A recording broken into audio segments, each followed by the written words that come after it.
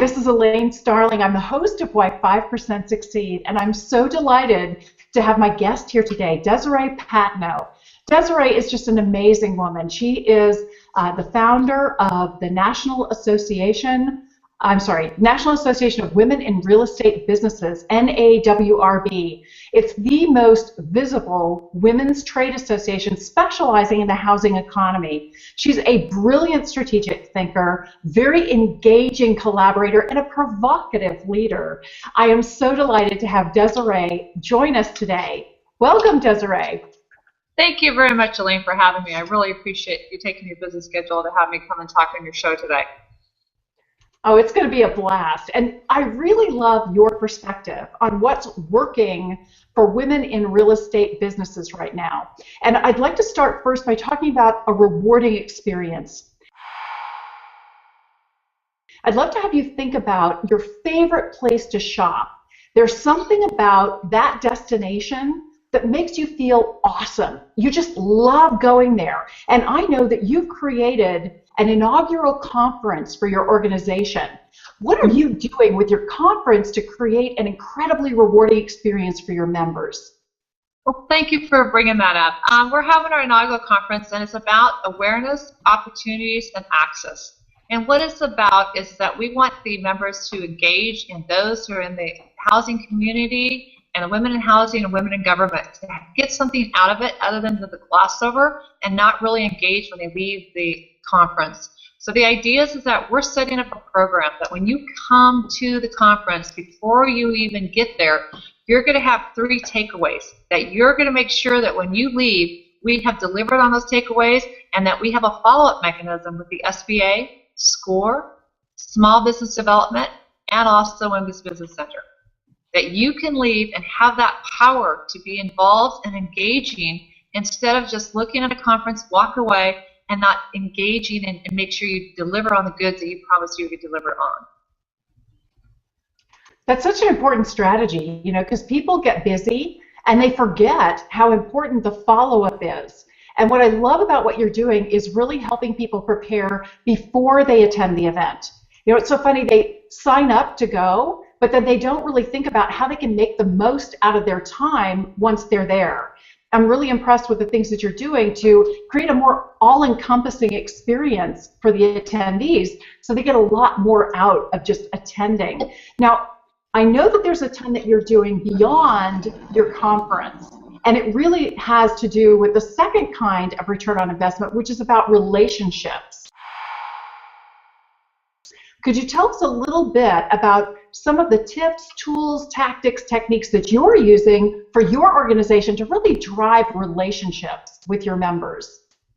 Absolutely. We're working what was called a roadshow. And a roadshow is that we're working with, again, the SBA, SCORE, Small Business Development Center, and the Women's Business Council. And what we're trying to do is we're trying to bring together the impact of them looking beyond buying a house, that they can deal with contracting, whether it be city, county, state, or whether they're working on nonprofits or doing hedge funds. And by setting up those organizations, they get that impact that's dealing with it. And it's so powerful when you go about dealing with that. It's a big relationship building to going into the conference. So another piece that we're dealing with is the magazine. When you talk about relationships, the NAWRB magazine is a overview. If you could imagine taking such quality publications like that, W and Architectural Digest, and combine that into the overtone of what's happening in women in housing, is what we've created this mega platform on it. And as far as that's going out there, we incorporate articles from the experts. We're the media platform, but we're allowing those other experts, whether they're the architectural engineers, the contractors, the attorneys, the escrow, the title, the women who are dealing in the government side that are dealing with the different contracting capabilities, and merging them into one and saying, here are the tools of the trade that get you to grow your business, and in a thought process of them dealing with one contract, which is selling a house or a building or a retail center or commercial industrial building, and making the scope of saying, hey, I can deal with business outside the normal one transactional sell. That's so important. That's so critical. You know, one of the things that I love that you're doing is your magazine. Your magazine rocks. Could you tell us a little bit about the platform that you're using? It's called Issuu, right? ISSUU. Could you tell us a little bit about that and how that makes it more of an interactive, engaging relationship for your members? Absolutely. Issuu is one of the top hosting companies out there for magazines, and they're very easy to use. In fact, right now you can take the magazine, crop out a page, and actually put your own highlighted text on it and shoot it out to all your social media platforms. So let's say you're featured in the magazine. Yeah! Let's say you're featured in a magazine, you're part of it, or you love an article that you like to share with your other outreach. You can actually clip it out, tag it, send it out to all your social media pages in one click. It's incredibly set up. Also, they stack their articles. So, for example, if our NAWRB magazine's here, and let's say you want to look at other fashion magazines, you want to look at other real estate magazines, they'll stack them up, and you can actually search on them. So it's like a directory of magazines that are out there. The other thing is very inexpensive to host on it. One thing that I love about them is that the ease of use. Unfortunately, because they are a national hosting company, we have to create our own product for the government entities, though. On the backside, we have to host the magazine physically on our own website, page by page, so that if you're the SBA or your SCORE or you're a government enterprise corporation that's blocked by the accessibility, we have to put a separate entity. So you'll see on our website we have two forms of the magazine, one hosted by Issuu and one hosted by us. That's such a cool solution too, because often businesses don't realize just how much they could share with their members, with their prospects, with their existing clients. And by having a magazine, you really foster much more interaction, much more collaboration, and provide really valuable insights that people can get. I love that it's hosted online too, because you can access it from anywhere. Yeah, well, now, sorry. Go ahead. I was going to say we also do it in print, so we're very mindful of that. Some people don't want to have, they want to have something tangible. They want to have something in their physical hands. It's very heavy because it's very thick. So the idea is that when you have it online digitally, you could shoot it over to someone else and ease of transporting that information. But more importantly, like you want to hand something out to someone and have an article out of that reprint. We also offer reprints of those articles. So for example, if you're a She Centerfold, like Nellie Galan is this issue of this She Centerfold, Barbara Corcoran is going to be the next issue of She Centerfold. So if they'd like to have a copy of that actual article to hand out to their constituents or who they're going to show and see and tell, they have a copy of it. And it's very important that some people are very tangible. They like to feel, touch versus then see and have it electronically. In addition to, our movement is about the beauty of it. I love, as you know, like to wear high-end culture clothes. I love to have the visual effect that I'm put together and that the quality of the impact of how I present myself and what I wear, everything matches. So the magazine is done to that detail. So you see the flow of it as far as the articles we produce. Like this issue has the SBA spread. And the SBA spread has a U.S. Senate hearing. It has the creation of the S.2639 legislation bill, as you know, about the Winter Gender Movement. It also had how WIP was creative of the movement. It also has the actual loan programs that are part of the gender spread, and the creation of jobs in there, and as far as women employment, in addition to women business owners. So when you spread that out over an entire piece for the women's spread issue, and that covers, I believe it's 12 to 14 pages in there, that's a big commitment for the magazine itself. And be able to share that, you might want to read every article, but every article is so impacting not only on the content, but the visualness of it. To say that, to have, if you were to click on part of the articles right now, you could see where we hand-took 3 women and 25 men, created them on an iceberg and shattered it, and talk about the gender control of how it's broken up. And at the end of the article, we have a man that's straddling 2 mountains, and as the women can walk across and say, hey, we're engaging, we're coming across that mountain, we're going to be there, we're going to be a viable force that you're going to have to deal with, that we're going to be up there going with the ranks. That's great, Desiree. That's great. You know, one of the things that I know from doing all the research and all of the leaders like you that I've connected with, leaders are really good at setting expectations. Now, what are some of the things that you use with your members, with your organization, to set expectations so your members know what's coming, they know what to expect, they know how to engage with you?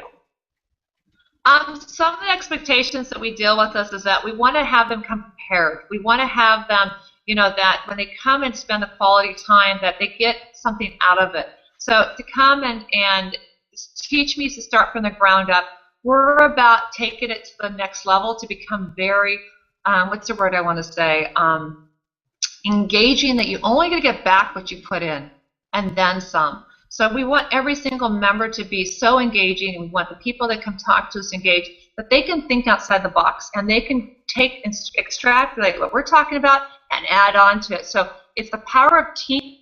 Is one end that says something, the other end says something, and you can potentially go so much faster and greater. It's what the teaming is about. And so one of the things we offer is women-owned certification. We're the only one that offers it for women in housing, specialty for women in housing for women business owners. And that is so important to us to make sure that they know how to engage the specialty of what they're doing, and how important it is that they keep the faith in what they're doing and to stand up for those engaging opportunities to expand and say, we're unique, we're different, and we have the skill set that you need to make a difference for you. Thank you. You've actually done a great job at segueing into the third kind of return on investment, which is all about reputation. And what I'm hearing you say is that you have a unique ability to really increase the value of the reputation of your members by allowing them to get certified. Now, could you explain a little bit about the certification and the value of being certified to someone who's in the real estate industry? Absolutely, because you have, as we all know, there's all different kinds of certifications out there. The problem is that the difference between whether you're self-certified through the federal government, whether you're certified through the SBA, and I like to refer that as to verification, because you actually don't get a certificate that you can give to someone else, and strictly just for the SBA's use of themselves and the affiliation of the government. But also, more importantly, our third-party certification is for women in housing, so it's women-owned businesses that specialize in the housing economy. We would not certify the women that are, let's say, a beauty salon, or someone that's outside the housing continuum. And let's clarify what the housing continuum is. That is retail, commercial, residential, industrial. That also includes the entire spectrum or continuum within the segment of contractors, attorneys, escrow, title, mortgage, lenders, real estate agents, auctioneers, things that insurance companies, all that works within the housing economy is what we certify for. And to make sure that they can use that not as a leader, but as an additional toolkit within a tool within their toolkit, to make sure that they can go out there and say, here's a set-aside, here's a contracting opportunity to showcase that they have invested back into their company for women-owned businesses. And why that's so important is they would need to make sure is that they have the concept of that in case I'm a woman owner and I see another company has invested in themselves as being a woman owner, that there are women-owned business, that they're engaging with someone that has taken the pride to set themselves apart, and they're going to take care of the details to make sure that that job gets done, and they're committed to get that job done. Yeah, it definitely says something about your organization if you are a certified women-owned business or a certified small business. There are several different kinds of certifications, as Desiree is saying, and the power of certification is that it also qualifies you to apply for contracts with the government, both federal, state, and local. And that's huge because they have some of the biggest contracts, the biggest budgets ever. So if you can get certification, it just opens the door in terms of what's possible for you. And I'm actually cheating and kind of getting ahead of myself on number 4, which is revenue. Because Desiree, there are so many different ways that you help your members make more money, save more money, and feel like $1 million. Obviously, making more money, if you're certified, you have a chance of getting some contracts that you don't qualify for. any other way. Right. Well, one of the things I think is very important is there's so many different certifications out there. There's so many different things that, you know, you need to be educated on as far as certification. You know, the federal government looks at self-certification. Check the box, you're there. And you've got it, and then you have the SBA. The SBA has free certification or verification, and you go directly to the SBA. You supply your 10 documents, fill out a form, you send it. Now, there's a couple different organizations that for $350 will charge you to do it for you, but our philosophy is why? They're a middleman. Go directly to the SBA. You know it got done. You have you filled out the paperwork, you send it in. If you have to do it to a third party versus then directly to the SBA, it's done. And you saved yourself $350. One of the other things is that, as far as certification goes, is that you want to make sure that who your end market is. There is no certification out there that's universally accepted for everything, and you do. So, for example, if you're using a utility company, the commissions are going to have their own certification program that they want you to apply for. Whether you're using for federal contracting, as we said, check the box. SBA has their own. If you want to do third party for different kinds of entities, they might have their own unique company they want to use, or, for example, they might have their own processes they want to do. Most certifications out there use 80% of the same forms. They use the same documentation. It's the difference of way how they apply it, what they accept, and what they don't accept. So our philosophy has always been, who is your end user? What are they looking for? And then to reinvest in your company. And sometimes it's better to get 2 or 3 certifications out there, because that way you've got yourself covered. Because just in case, one might accept it and one might not. Because the certification process is not something you can pay, you know, $100 and take a class in 2 hours and have your certification. It takes an average of certification for a third party anywhere from 3 months to 6 months, depending on how long it takes you to deliver those documents. Some companies I've seen take 6 months, some take an average of 90 days from the last document you give, and that's 100%. We've seen some companies take a year to gather those documents, and we've seen companies that have it together in 1 day. So it's a very long, drawn-out process as far as gathering the documents. It's not hard. It's just time-consuming. And that's the problem. And to explain yourself, because it's a very rewarding experience. And even though it's a little difficult and longer to take, it's very, very important that you do it and you complete it. Because the more of us that do this, the more it's going to show that, as you know, the federal set-asides, we're fighting very hard to get that set-aside to where we can have sole source contracting. To where instead of having to say, yes, here's a contract, here's 2 women that want to bid at it, then we'll ask for sole source contracting on the back end.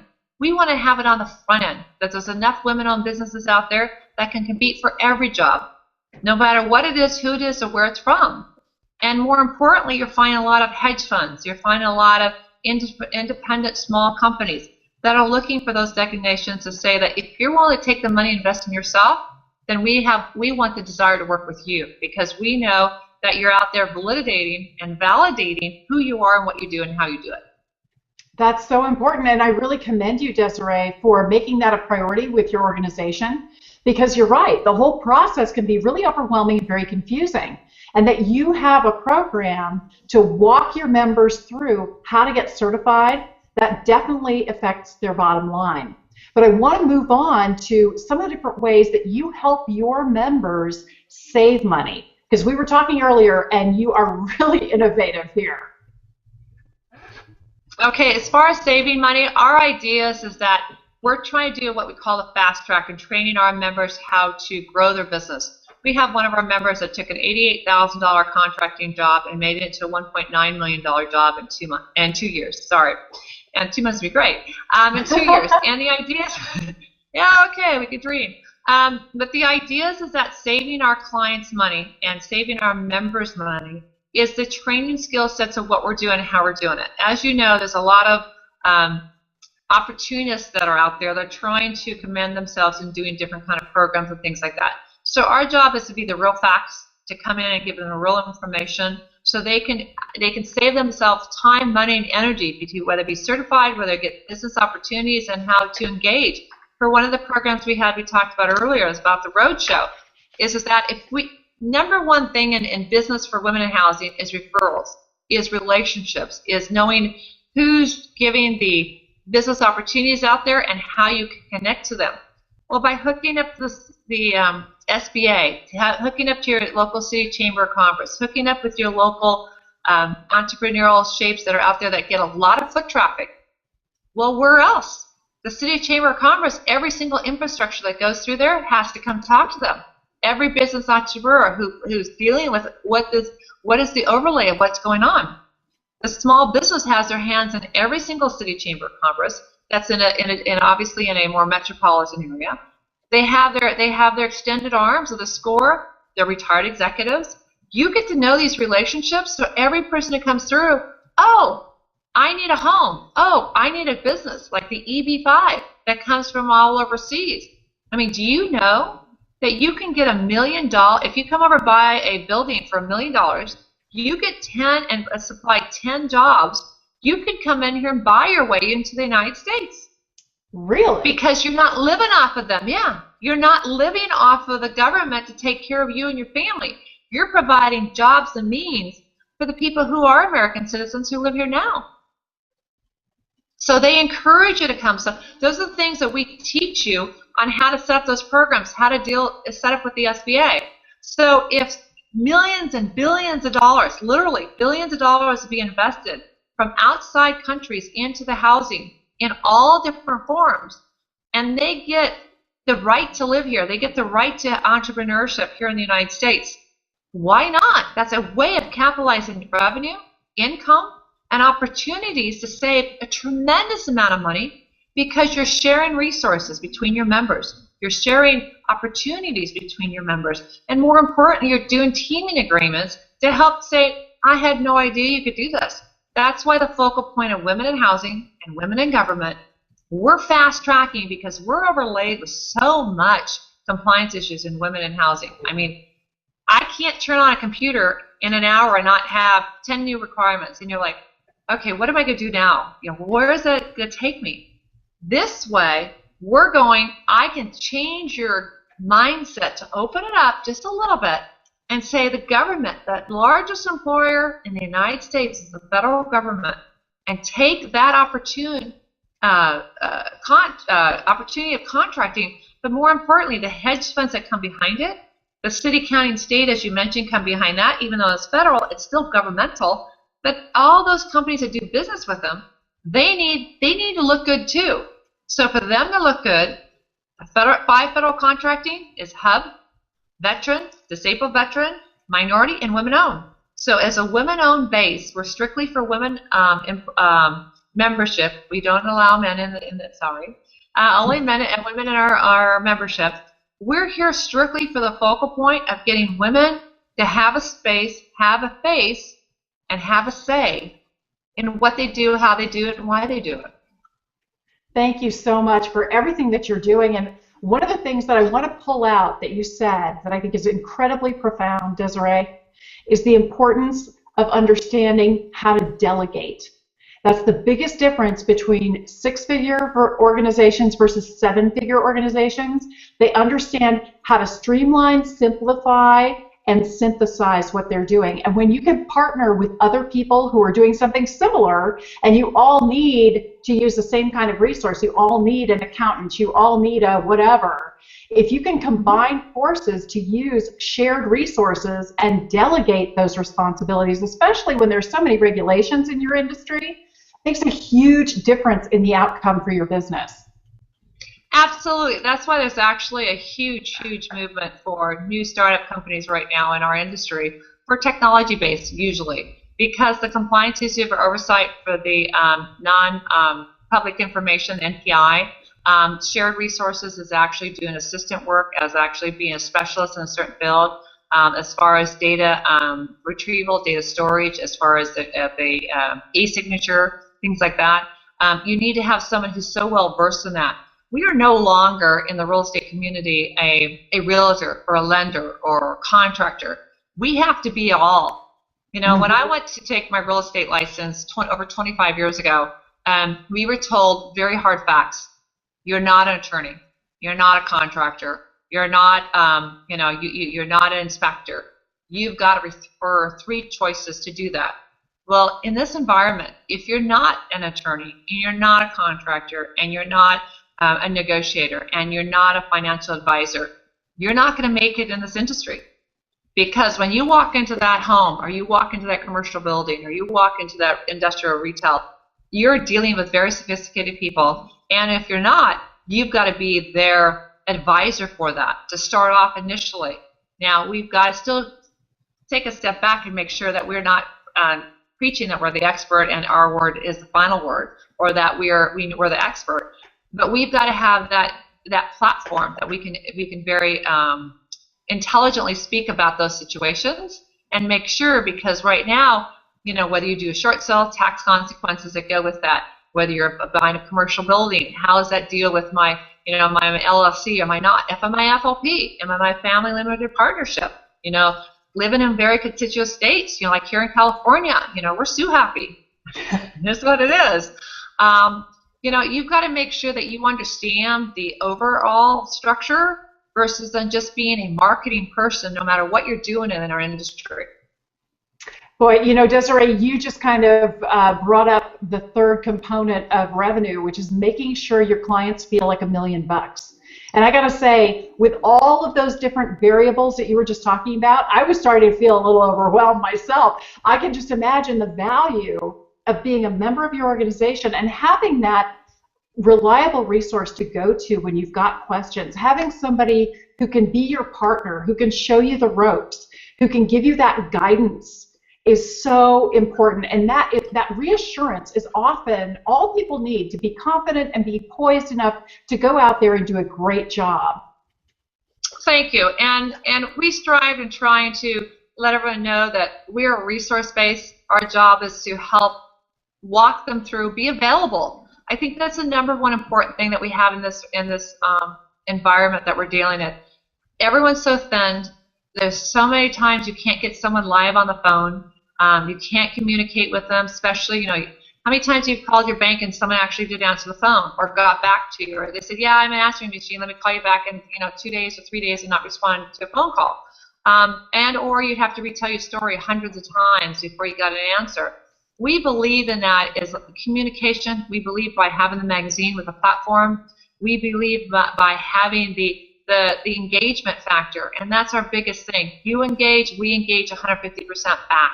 We want to see you become part of that product to where you become $1 million, and we want to have you grow, because with the information you give out now, and you spread that word to everyone else that's in our industry, we're going to be able to have a counting number. We want to have a Geiger counter for women business owners that the federal government plays. As you know, we don't have one. Our goal is to become the industry specific for the housing economy, for NAWRB to be that Geiger counter, to get it out there and say we're all engaging, and we could say that we had our space, we had our time in history to make that movement to become valuable. And by doing that, that means you have to be successful. You have to be $1 million, and you have to spread that wealth and that knowledge to get everyone else to be involved. Absolutely. It truly is a rising tide lifts all boats, and you're really finding ways to lift women business owners in the real estate category. Now, I'm out of questions, but I always have one final question, which is there a question I didn't ask you that I really should have asked that you would like to respond to? Wow. That's a loaded question. I think the most important thing that I would like to the viewers and the listeners of your great program is to know that it's all about engaging. It's all about mentoring. It's all about teaching out there that we collectively as women can help each other. I think that, you know, Madeleine Albright, as we all heard so many times, there's a place in hell for women who don't help women, other women. And I really believe that we as women is that if we can really support each other, we can really put aside our differences and the emotions that go into it, and that we can collectively team together and help each other in the growth of what we have out there, and also to the support of that. We are living in very challenging times. We are living in very dynamic times. But for every ounce of energy that you put into something, you will always get it back, whether it's today, tomorrow, or maybe later in your lifetime.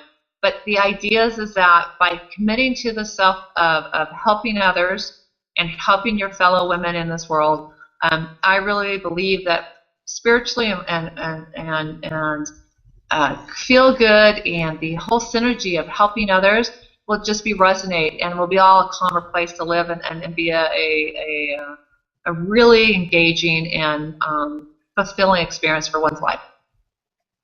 Thank you so much, Desiree. It was a really profound summary of what you believe in, and it's truly the values that you live by. I know that, and that's why you started the entire organization.